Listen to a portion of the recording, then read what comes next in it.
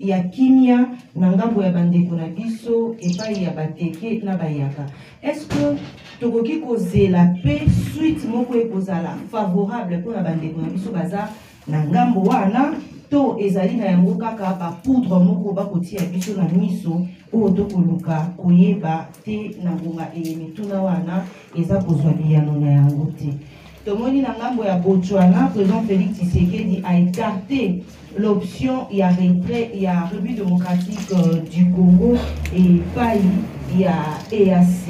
Donc tout le batelelo oyo ba kotambola nyonso président Félix a kotambola hier utaki koyebisa biso alobite ezali demande oyo population ya Est-Ndé ba sengaki ye pour que atia EAC nanga boana pona eto alobi ndenge EAC ezali kuna ezali ko évoluer malamu mingi tokolinga penza tozwa pe point de vue na yo bato ebelo bazolanda biso na direct la plupart bazo remercier pona ndenge olobi pona président Martin Fayulu basusu bakoloba te esengeli oluka bozala bino nyonso ensemble na esika oluka ntango mosusu ozala yo moko pamba te mosapi moko esokola elongola kasilite.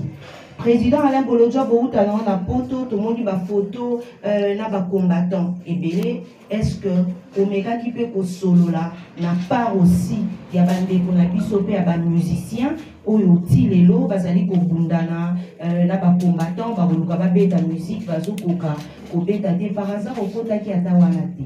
Question ya suka ezali évêque Pascal Mukuna awuti ko annoncer na cher azotea alobi asali parti politique ezali parti moko chrétien mais akobunda na kati ya union sacrée donc to zelani ni pour yango to koloba te na pasteur nyonso babebisa mais évêque Mukuna au moins akoki kobongisela biso bolimbisa na leka na 5e question par rapport ya marche ya lelo mutu nyonso alekaki apozaki question bandeko bolimbisa oyo eza tourna annulation, il y a marche oyo, il y a opposition et salemaki. Tout le monde a la date, mon et les kaka et pas le 26 novembre 2017. Wapi pas le président Félix Tshisekedi a l'obakate et singélité. Tout le monde pas question de nous priver de nos droits et libertés. Wadi zalaki malobana et l'autre vu kolobate opékisi topé annulation à marche où il y a bandeko na biso opposition Félix Tshisekedi azali rattrapé na histoire topé bonituna ngango. Et loko est vrai, on ne libère pas un peuple, on aide un peuple à se libérer. Mais ce que moi j'ai compris, certains leaders politiques bazali là pour endormir le peuple et pour empêcher le peuple à s'exprimer. Le peuple congolais aussi n'est pas obligé de se soumettre à la caprice et à la classe politique. Ce qui peuple congolais qui convaincu n'a bien fondé la marche. Avouez que ça la marche sans le mot d'ordre des organisateurs parce que les organisateurs eux-mêmes n'avaient même pas compris pourquoi ils voulaient marcher. C'est tout de même surprenant.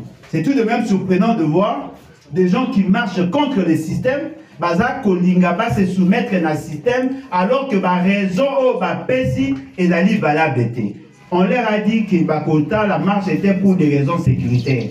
Quelle est la raison sécuritaire qui s'est ajoutée alors que Bango Moro Baoti Otonisa? Bon, Batonisa qui est la première partie, la deuxième partie, Bakimi. Batonisa qui stade, Bakimi, Basalim Piaka. Donc, Eza, du loco, et on organisait des activités. Qu'est-ce qui s'est ajouté depuis jour?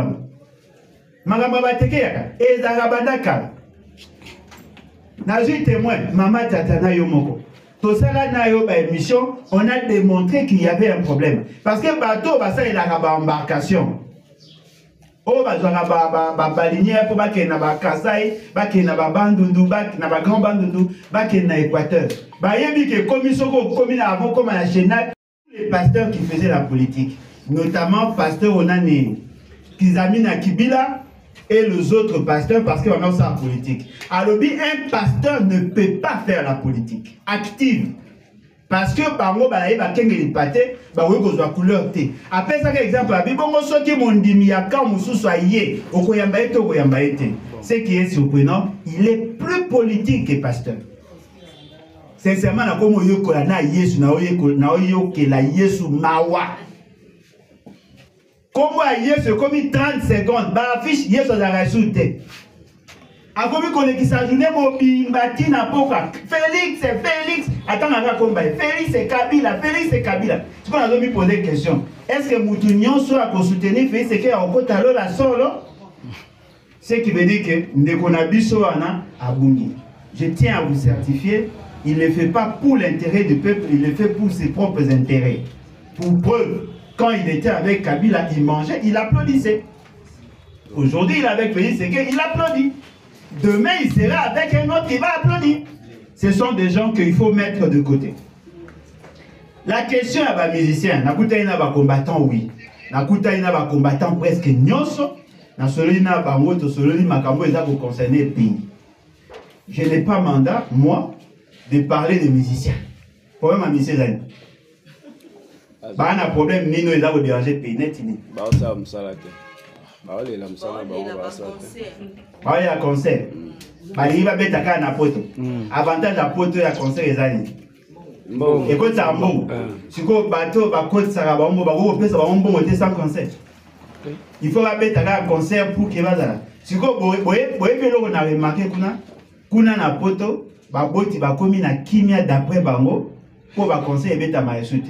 Ba habitant ba concert on est ko beta ma bana ba ne ko zabaze pamba bana ba zakana ba problème basi ba ne ko comme infidèle. Aujourd'hui, leur foyer est commis plus stable parce que bana ba zoge classe. Quand on a na yoki ba on ba lo.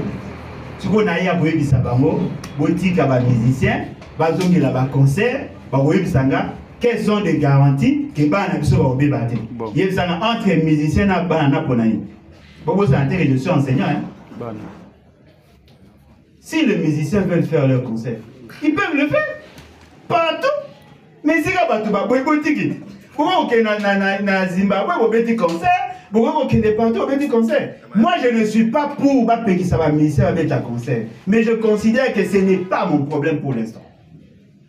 Le problème nanga, c'est la libération du peuple. Ceux qui vont dire que le conseil est bien pour le pays, ils peuvent continuer. Parce que le niveau d'administration est dans le Congo, alors que nous sommes en train de passer des situations très difficiles. Il y a nos enfants, nos femmes, nos frères qui sont en train d'être tués. Et vous pensez que la solution, c'est d'autoriser les conseils? Qui a interdit aux ministères de faire les conseils? France a boyi, Londres a boyi, Belgique a boyi, mais les autres pays, bah, ils ne vont pas vous êtes obligé par la diaspora qui n'est pas dans le conseil. Pourquoi vous mettez un conseil de bataille? Ce n'est pas ça la priorité. Vous mettez la main du solo, les soldats, les foutamité, les policiers, ils ont un problème. Kuna na plateau, bazako kufa. Comme des gens à Bansele, Bakangaki, Batuna aéroport, Yanjili, Batouana, Mobondo, ça, ce sont des problèmes qui doivent nous déranger en réalité. Les pélés, les jeunes chômeurs, les bêtis, ils sont hein? Bateau, bah, on a poussé à la station, bah, qu'il y a une station là-bas. Ngai na yebi que musique est importante pour faire véhiculer des messages, mais si cette musique-là est connue qu'on n'a pas intérêt, les gens sont libres de vouloir ou de ne pas vouloir. Chez Gozal. Le secrétaire général avait beaucoup de gouverneur. Bimi balobi que marche Gozal. Bino ba président à parti bo sanani bo annuler déclaration à secrétaire général. Qui va vous prendre au sérieux? Qui va vous prendre au sérieux? Ça, ce n'est pas Martin Fayoulou. Kouloutou Martin Fayoulou, aïe, déjà, Koulongwa, Mangou, Mangou, Nabatouan. Ça, ce n'est pas Martin Fayoulou. Le soldat du peuple au Manaïebi, ça, ce n'est pas Martin Fayoulou. Dites-moi, le jour où vous allez inviter cette même population, il y a pour participer à la marche. Ah oui, les sous. Vous démobilisez, vous longolez le coup, mais il y a un secrétaire général. Et bon, avant de passer à la déclaration, va consulter, puis non. Peuple à ça, yogi que vous checkez à marche. Vous dites que vous pouvez aller à la TV. Après, vous abdiquez, puis non, vous avez besoin de pour vous faire un bateau. Mais vous avez Samé. Martin Fayoulou a zonga na raison azonga na philosophie na ebisaka. Il faut qu'azana bateau baza pour partager même vision na yé. Ce qui a salaire qui va disparaître. Voilà. Troisième question. La salle presse européenne de Bruxelles. Il n'y a pas eu les années partis progressifs pour une révolution. Et dans la révolution, vous êtes capable de changer l'Union sauveur, même qu'on voit un beau cas, un drapeau, l'Union sauveur continue de changer. Et alors, vous avez une sur la révolution. Mais on n'est pas révolutionnaire, on va respecter la Constitution. Entre parenthèses, vous avez dit que tout le monde a Kabila le père. Mais vous respectez encore. Mais peut-être ce que ça va. Est-ce que vous avez qu'on a dans le colonel papa Etienne Tshisekedi? Oui, yébé, azalaki kolobaka kabongo, mais abandaki ko soutenir, to ko accompagner le président Mobutu pour ça 32 ans au pouvoir, de même aussi Kabila a eu ça 18 ans au pouvoir. Mais voilà la première question. Deuxième question dans les amis. Au lever de cette situation politique, la Congo est divisée en deux parties. Quand on a conférence, Bamisusu bazali na Kabila, Bamisusu bazali na Tshisekedi. Bamisusu bazali kubanga kolakisa tendance na bango.